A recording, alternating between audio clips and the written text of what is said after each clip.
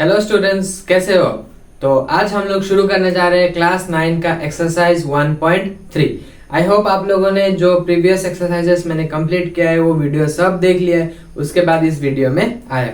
तो चलो शुरू करते हैं। तो एक्सरसाइज 1.3 में क्वेश्चन नंबर 1 है, write the following in decimal form and say what kind of decimal expansion each has. तो पहले हमें ये जो भी फ्रैक्शंस गिवन है उसको डेसिमल फॉर्म में लिखना है, उसके बाद बताना है कि ये जो क्वेश्चन गिवन है ये टर्मिनेटिंग डेसिमल एक्सपेंशन है कि नॉन टर्मिनेटिंग डेसिमल एक्सपेंशन है। ठीक है, सो आवर क्वेश्चन नंबर 1, इसका रोमन नंबर 1 जो है वो 36/100। ठीक है, तो 36/100 इसको तो करने का जरूरत नहीं है, डायरेक्टली हमें पता है इसका वैल्यू कितना हो जाता है 0.36। अच्छा, अब ये 0.36 जो है ये तो खत्म हो गया, मतलब स्टॉप हो गया, ये कंटिन्यूअसली 0.3666 ऐसे चल नहीं रहा है। तो जब किसी भी डेसिमल एक्सपेंशन एक पॉइंट में या फिर एक नंबर में आके खत्म हो जाता है, तब उस तरह के डेसिमल एक्सपेंशन को हम लोग कहते हैं टर्मिनेटिंग डेसिमल एक्सपेंशन।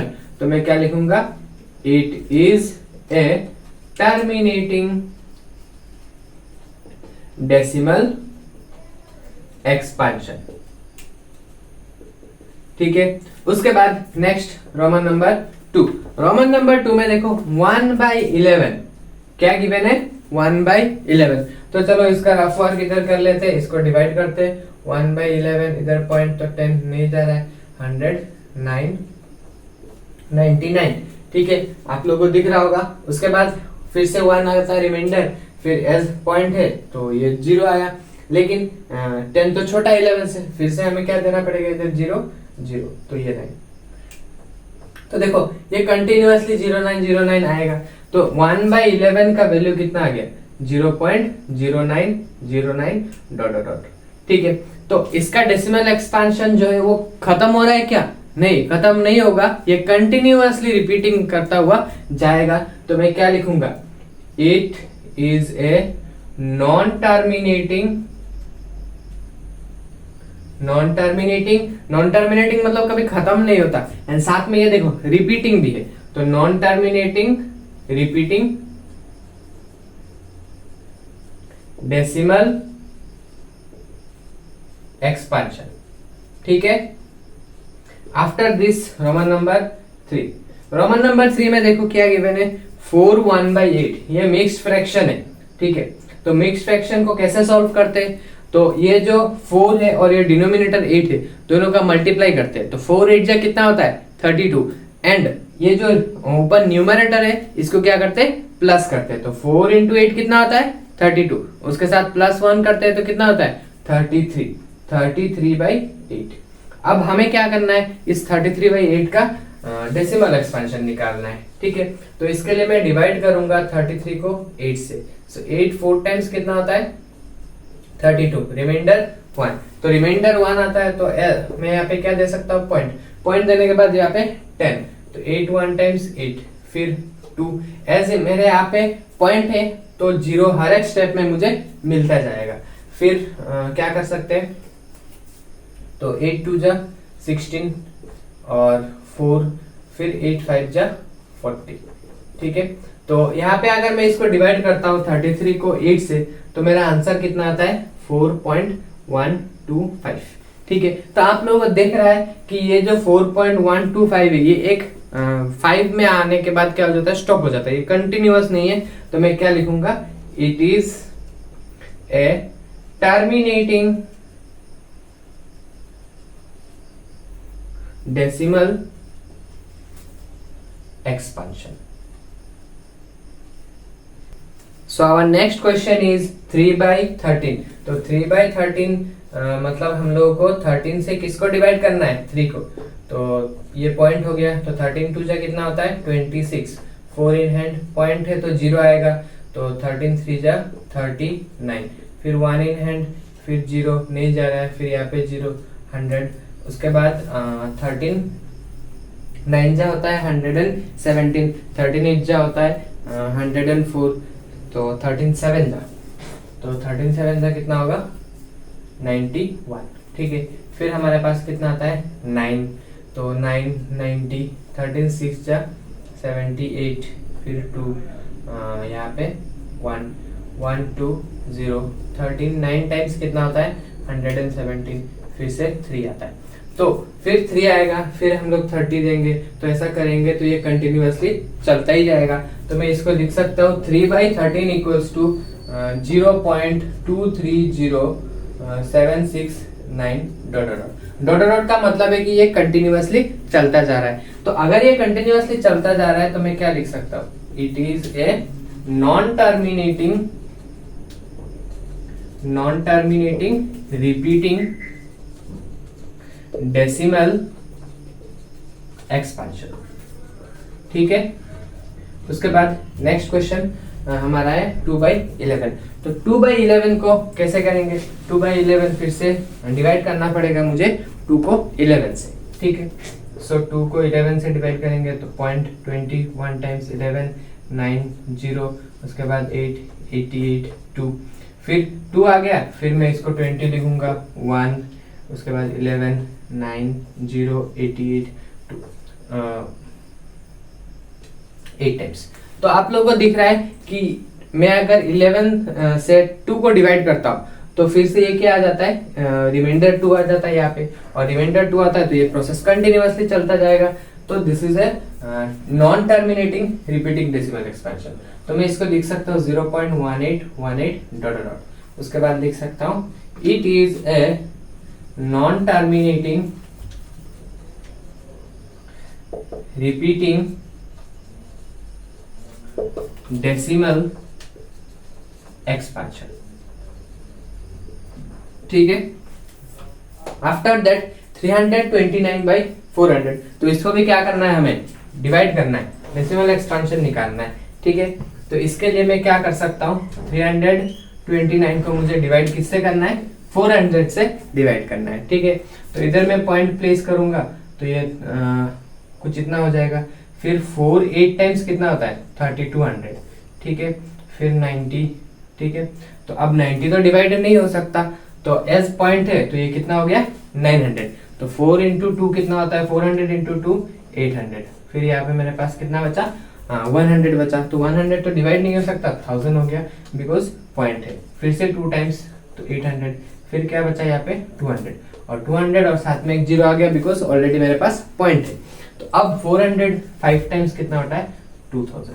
ठीक है, तो इसको मैं क्या लिख सकता हूँ 0.8225। तो ये जो डेसिमल एक्सपेंशन है ये 5 में आके खत्म हो जाता है, बंद हो जाता है, तो ये क्या होगा, टर्मिनेटिंग होगा कि नॉन टर्मिनेटिंग, ये होगा terminating, it is a terminating decimal expansion. So our next question is question number 2. You know that 1/7 equals to 0.142857 बार, मतलब ये जो 142857 है ये पूरा का पूरा क्या है, रिपीटिंग है। Can you predict what the decimal expansion of 2/7, 3/7, 4/7, 5/7, 6/7 are without actually doing the long division? If so, how? तो हमारे पास ये गिवन है 1/7 का वैल्यू है 0.142857 बार। ठीक है, और हमें प्रेडिक्ट करना है, मतलब हमें निकालना है 2/7 का वैल्यू, 3/7, 4/7, 5/7, 6/7, लेकिन एक्चुअली इसको डिवाइड नहीं करना है। तो इसको कैसे करेंगे, आओ चलो इसको करते हैं। तो इसके लिए मैं क्या करूंगा, देखो 2/7, क्या 2/7 को मैं ऐसे लिख सकता हूँ 2 इंटू 1/7। देखो 2 इंटू 1 कितना होता है 2 एंड डिनोमिनेटर में 7 है, तो इधर जो 2/7 है इसको मैं ऐसे पार्ट में मतलब इनटू के फॉर्म में मैं इसको लिख सकता हूँ। ठीक है, उसके बाद 2 इंटू, लेकिन मेरे पास देखो 1/7 का जो वैल्यू है क्या यही है, तो क्या मैं इसको यूज कर सकता हूँ यहाँ पे 0.142857, आप लोगों को बार यहाँ पे देना पड़ेगा। अब 2 से अगर मैं इसको मल्टीप्लाई करता हूँ तो 7 2 14, 5 2 10 11, 8 2 16 17, 2 2 4 5, 4 2 8, उसके बाद 2 1 2 0 पॉइंट। अब यहाँ पे भी मुझे बार देना पड़ेगा। तो देखो इजीली मैंने कैलकुलेट कर लिया 2/7 का जो वैल्यू है without actually performing the long division. ठीक है, तो फिर इसको मैं क्या लिख सकता हूँ 3 इंटू 1/7, तो 3 इंटू 1/7 0.142857, बार, ठीक है। तो इसको मैं मल्टीप्लाई करूंगा, 7 3 जा 21, उसके बाद 5 3 जा 15 17, 1 in hand, 8 3 जा 24 25, 2 in hand, 3 2 जा 6 7 8 and 4 3 जा 12, 1 in hand, 3 1 जा 3 4। तो ये 0.42857 आई होप आप लोगों को समझ में आ रहा है। नेक्स्ट 4 इंटू 1/7, तो इसको मैं लिखूंगा 4 इंटू 0.142857, ठीक है। तो 7 4 जा कितना होता है 28, 2 इन हैंड, 4 5 जा 20 22, 8 4 जा 32 34, उसके बाद 4 2 जा 8 9 10 11, उसके बाद 1 इन हैंड 4 4 जा 16 17, 1 इन हैंड 4 1 जा 4 5, ठीक है। तो इसका वैल्यू कितना हो गया 0.571428। नेक्स्ट हमारे पास बचा है 5 इंटू 1/7, तो इसको मैं कैसे लिख सकता हूँ 5 इंटू 0.142857 बार, ठीक है। तो इसको मैं मुझे इसको भी मल्टीप्लाई करना पड़ेगा, 7 5 जा 35, 5 5 जा 25 28, 2 इन हैंड, 5 8 जा 40 42, 4 इन हैंड, 5 2 जा 10 14, 1 in hand, 5 4 जा 20 21, 2 in hand, 5 1 जा 5 7। तो इसका वैल्यू कितना हुआ 0.714285। Next and last one 6 into 1/7, तो 6 इंटू 0.14285, ठीक है। तो मल्टीप्लाई अगर मैं करता हूँ तो 6 7 जा 42, 4 इन हैंड, 6 5 जा 30 प्लस 4 कितना हो गया 34, उसके बाद 3 इन हैंड, 6 8 जा 48 51, 5 इन हैंड, 6 2 जा 12 17, 1 इन हैंड, 6 4 जा 24 25, 2 इन हैंड, 6 1 जा 6 7 8, 0.857142। So our next question is question number 3. Express the following in P by Q form. P and Q are integers, Q not equals to 0, ठीक है। तो हमारे पास अब जितना भी क्वेश्चन है उन सबको हमें किस में एक्सप्रेस करना है P by Q फॉर्म में एक्सप्रेस करना है। P and Q इंटीजर्स होना चाहिए and Q not equals to 0। तो आओ चलो इसको करते हैं। So first question is 0.6 bar, ठीक है। तो बार का मतलब क्या होता है कि ये जो 0.6 मतलब 6 के ऊपर बार है, इसका मतलब क्या है 6 इज रिपीटिंग। तो फर्स्ट स्टेप, तो स्टूडेंट्स क्या करोगे आप लोग, ये जो स्टेप्स मैं कर रहा हूं ना इसको आप लोगों को बहुत ध्यान से नोट डाउन करना है, क्योंकि ये बहुत बार एग्जाम में आता है और ऐसा नहीं फिक्स्ड नहीं है कि सिर्फ यही क्वेश्चन आएगा, कुछ भी क्वेश्चन चेंज करके दिया जा सकता है। तो आप लोगों को बहुत ध्यान से स्टेप्स जो है ना वो याद रखना पड़ता है। सो फर्स्ट स्टेप क्या होगा, x इक्वल टू मैं क्या करूंगा, जो भी नंबर गिवन है उसको मैं एक x एज्यूम, कोई भी एक वेरिएबल एज्यूम कर सकता हूँ। x इक्वल टू 0.6 बार, ठीक है। नेक्स्ट लाइन में x इक्वल टू 0.666, ठीक है। तो ये जो 6 बार है मतलब ये रिपीटिंग है, तो इसको मैं क्या कर रहा हूँ, इसको रिपीटिंग में लिख रहा हूँ, ठीक है। उसके बाद इस लाइन को मैं क्या करूंगा, इक्वेशन नंबर 1 दूंगा, ठीक है। उसके बाद नेक्स्ट स्टेप क्या करना है, मल्टीप्लाइंग बोथ साइड्स बाय।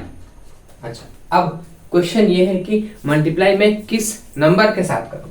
तो यहाँ पे आप लोग देख पाओगे कि ये जो रिपीटिंग डिजिट है ये कितना है 1, मतलब 1 डिजिट इज रिपीटिंग। तो इफ मेरा अगर रिपीटिंग डिजिट 1 है तो मैं मल्टीप्लाई किससे करूंगा, 10 से करूंगा।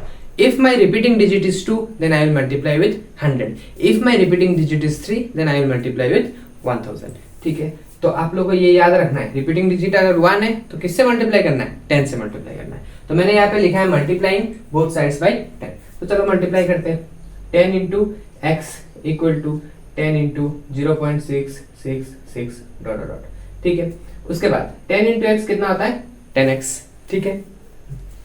फिर 10 इंटू 0.6 कितना होता है 6.666 डॉट डॉट। इसको मैं क्या करूंगा, इक्वेशन नंबर 2 पुट करूंगा, ठीक है। तो इक्वेशन नंबर 1 मिल गया, मुझे इक्वेशन नंबर 2 मिल गया। ये स्टेप्स है, आप लोगों को ये याद रखना है कि इक्वेशन नंबर 1 चाहिए, उसके बाद इक्वेशन नंबर 2 चाहिए। अब नेक्स्ट स्टेप क्या करना है, subtracting equation 1 from equation 2। Equation 2 में से इक्वेशन 1 को सब्ट्रैक्ट करना है। तो जो जिससे सब्ट्रैक्ट करना है वो मैं कहाँ पे लिखूंगा, ऊपर लिखूंगा, ठीक है। उसके बाद नीचे x इक्वल टू, अब देखो सब्ट्रैक्ट करते वक्त ना पॉइंट के नीचे पॉइंट होना चाहिए, सब्ट्रैक्ट एंड एडिशन करते वक्त पॉइंट के नीचे पॉइंट होना चाहिए। एंड मल्टीप्लाई एंड डिवाइड के टाइम पे क्या पॉइंट जो है उसको अगर हम लोग नजरअंदाज भी कर लेते हैं ना तो चलता है, लेकिन एडिशन एंड सब्ट्रैक्शन में ऐसा नहीं चलेगा। पॉइंट के नीचे पॉइंट, इधर 0 6 6 6, ठीक है। अक्सर स्टूडेंट्स यहाँ पे गलतियां करते हैं और पूरा का जो सॉल्यूशन है वो गलत हो जाता है, ठीक है। फिर 10x minus x, 10x minus x कितना होता है? ऑब्वियसली आप लोगों को पता होगा 9x। फिर पॉइंट के नीचे पॉइंट, 6 में से 6 गया तो 0, 6 में से 6 गया तो 0। तो कंटिन्यूअसली मैं अगर इन सबको सब्ट्रैक्ट करता जाऊं तो मुझे 0 मिलता जाएगा, लेकिन मुझे उतना लिखने का जरूरत नहीं है। मैं अगर सिर्फ यहाँ पे 2 प्लेस तक 0 लिखता हूँ, that is sufficient for me. 6 minus 6 कितना होता है? सॉरी 6 माइनस 0, 6 माइनस 0 कितना होता है? 6 होता है, ठीक है। उसके बाद देखो 9x इक्वल टू 6.00, इसको मैं तो सिर्फ 6 लिख सकता हूँ ना। उसके बाद x इक्वल टू 6/9, ठीक है। ये जो 9 है ये डिनोमिनेटर में चला गया। फिर इसका अगर मैं कैंसिल करता हूँ, सो 3 से 3 2 टाइम्स, 3 3 टाइम्स, तो x का वैल्यू कितना आता है? 2/3 एंड x वाज एक्चुअली 0.6 बार, तो मैं लिख सकता हूँ देयरफॉर 0.6 बार इक्वल्स टू 2/3, ठीक। So our next question is 0.47 bar. तो आप लोगों को यहाँ पे नोटिस करना पड़ेगा कि 7 के ऊपर बार है, 4 के ऊपर बार नहीं है, 7 के ऊपर बार है। इसका मतलब क्या है? इसका मतलब यही है कि 7 रिपीटिंग है, 4 इज नॉट रिपीटिंग। तो मैं पहला स्टेप क्या लिखूंगा? Let x equal to 0.47 bar, ठीक है। नेक्स्ट स्टेप क्या करूंगा? x equal to 0.4777 dot dot, ठीक है। अब स्टूडेंट्स लास्ट क्वेश्चन में हम लोगों ने देखा था जब भी ऐसे हम लोग लिखते तो इसको हम लोग इक्वेशन नंबर 1 देते, लेकिन यहाँ पे एक ट्विस्ट है। यहाँ पे देखो ये 4 क्या रिपीटिंग डिजिट है? नहीं, ये रिपीटिंग डिजिट नहीं है, ये नॉन रिपीटिंग डिजिट है। तो इस सिचुएशन में यहाँ पे नॉन रिपीटिंग डिजिट है, तो मैं इसको इक्वेशन नंबर 1 नहीं ले सकता। मुझे क्या करना पड़ेगा? इस 4 को या फिर जो भी नॉन रिपीटिंग डिजिट होता है उसको पॉइंट के डेसिमल के पहले लाना पड़ेगा। उसके लिए मैं क्या करूंगा? Multiplying both sides by. अब देखो ये जो 4 है ये 1 डिजिट है नॉन रिपीटिंग, तो मैं मल्टीप्लाई किससे करूंगा? 10 से करूंगा। मल्टीप्लाइंग बोथ साइड्स बाय 10, तो ये कितना हो गया? 10x equals to 10 into 0.4777 dot dot, ठीक है। तो ये 10x इक्वल टू मल्टीप्लाई जब हो जाएगा तो ये 4.777 डॉट डॉट। अब इसको मैं इक्वेशन नंबर 1 ले सकता हूँ। क्यों अब ले सकता हूँ? बिकॉज डेसिमल के बाद सभी रिपीटिंग डिजिट्स है, ठीक है। अच्छा, अब इसके बाद मुझे क्या करना है? मुझे इक्वेशन नंबर 2 निकालना है। इक्वेशन नंबर 2 के लिए क्या करना पड़ेगा? एक बार फिर से multiplying both sides by multiplying both sides by. अब मल्टीप्लाई किससे करना है? यहाँ पे आप लोगों को दिख रहा है कि repeating digit, how many repeating digit is there? Only 1। सो मैं मल्टीप्लाई किससे करूंगा? 10 से करूंगा, ठीक है। तो ये 10 इंटू किसको मल्टीप्लाई करूंगा? इक्वेशन 1 को मल्टीप्लाई करूंगा, ठीक है। 10 into 10x equal to 10 into 4.777 dot dot. तो ये देखो 10 इंटू 10 कितना होता है? 100x, और ये कितना हो गया? 47.777 डॉट डॉट। इसको मैं क्या दूंगा? इक्वेशन नंबर 2, ठीक है। उसके बाद अब नेक्स्ट स्टेप क्या करना है? Subtracting equation 1 from equation 2। तो इधर मैं लिखूंगा 100x equal to 47.777 dot dot, और नीचे क्या आएगा? 10x इक्वल्स टू पॉइंट के नीचे पॉइंट, ये ध्यान रखना है, 4.777 डॉट डॉट, ठीक है। फिर 100x माइनस 10x, तो कितना होगा? 100x में से अगर मैं 10x को माइनस कर देता हूँ तो ऑब्वियसली आप लोग को पता होगा 90x, ठीक है। पॉइंट के नीचे पॉइंट, तो 7 माइनस 7 ये सब 0 0 0 होता रहेगा, तो लिखने का जरूरत नहीं। 47 माइनस 4 कितना होता है? 43। तो अब x इक्वल टू मैं क्या लिख सकता हूँ? 43/90, ठीक है। But actually x was what? x was 0.47 bar, तो मैं लिख सकता हूँ देयरफॉर 0.477 के ऊपर बार है, इसको मैं क्या लिख सकता हूँ? 43/90।